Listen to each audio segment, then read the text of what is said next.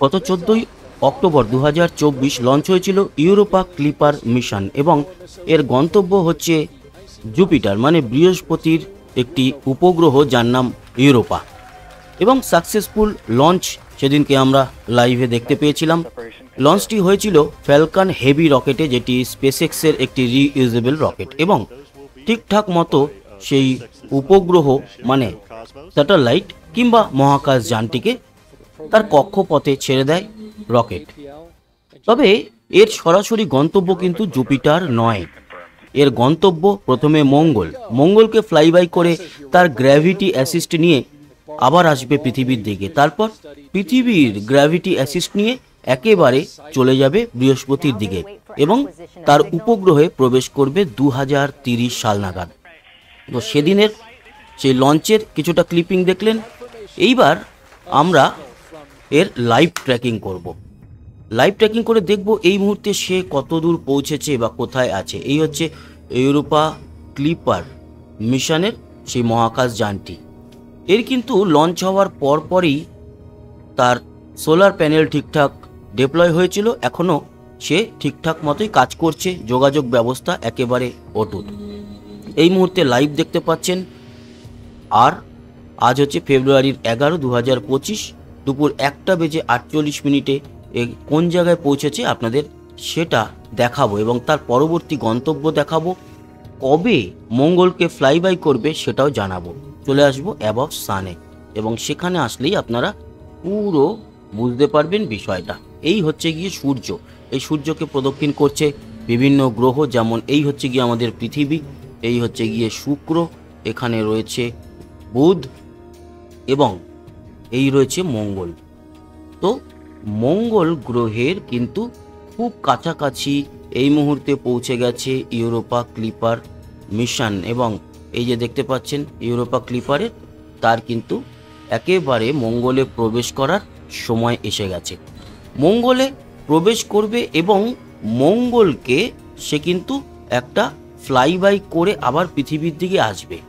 তার গ্র্যাভিটি অ্যাসিস্টেমে মানে গতিবেগ আরও বাড়িয়ে নেবে, নিয়ে পৃথিবীতে সে এসে পৌঁছাবে 2026 ডিসেম্বর নাগাদ। তখন কিন্তু পৃথিবীকে ফ্লাইবাই করে একেবারে তাকে ছুড়ে দেওয়া হবে এবং সে চলে যাবে এই যে বৃহস্পতির যে কক্ষপথ দেখতে পাচ্ছেন সেই কক্ষপথে।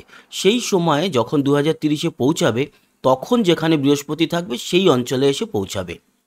এতে অনেক কম জ্বালানিতে পৌঁছে যাবে বৃহস্পতিতে, যেহেতু মঙ্গল এবং তারপরে আমাদের পৃথিবীর সে অ্যাসিস্ট নেবে। এই যে ইউরোপা ক্লিপার দেখতে পাচ্ছেন আর এই হচ্ছে মঙ্গল। ইউরোপা ক্লিপার ছুটে চলেছে এবং ইউরোপা ক্লিপার যখন এইখানে পৌঁছাবে এরকম জায়গায়, মঙ্গলও কিন্তু সেই সময় ঠিক এই জায়গায় এসে পৌঁছাবে আর তখনই ফ্লাইবাই হবে। কবে? আগামী মার্চ মাসের 1 তারিখে এই ফ্লাইবাই হওয়ার কথা এবং হয়েও যাবে, সেই টাইম অনুযায়ী চলছে।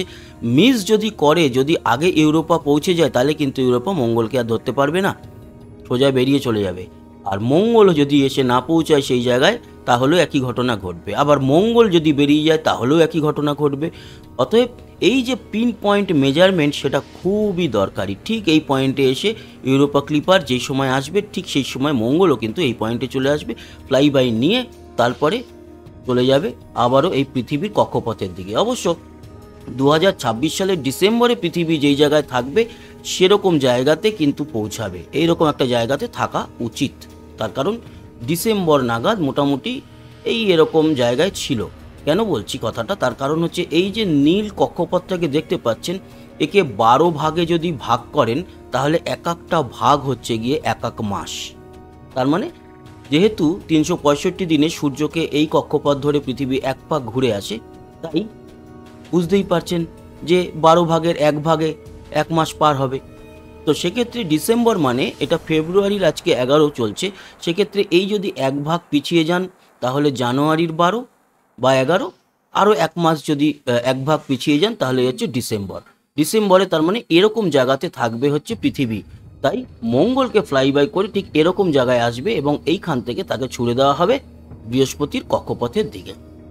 মঙ্গল গ্রহে পৌঁছে যাবে এবং পৌঁছে গিয়ে ফ্লাইবাই করাটা এখন সময়ের অপেক্ষা ঠিকঠাক মতোই এগোচ্ছে, যোগাযোগ ব্যবস্থা একদম পারফেক্ট। আর এই হচ্ছে মঙ্গল গ্রহ দেখতে পেলেন। তো এই ইনফরমেশনটা আপনাদের দেওয়া ছিল। আরেকটা জিনিস আপনাদের জানিয়ে রাখি, এই যে ইউরোপা ক্লিপার মিশন, এই ইউরোপা ক্লিপার মিশনে কিন্তু আমাদের অনেকের নাম সেখানে যাচ্ছে কম্পিউটারে অন বোর্ড। অনেকেই আমরা নাম রেজিস্টার করেছিলাম, আমাদের এই ট্রাভেল শুটার্স চ্যানেলেরও অনেকেই কিন্তু নাম রেজিস্টার করেছিল এবং তাদের নাম সহ ইউরোপা উপগ্রহতে পৌঁছে যাবে মহাকাশযানটি 2030 সালে।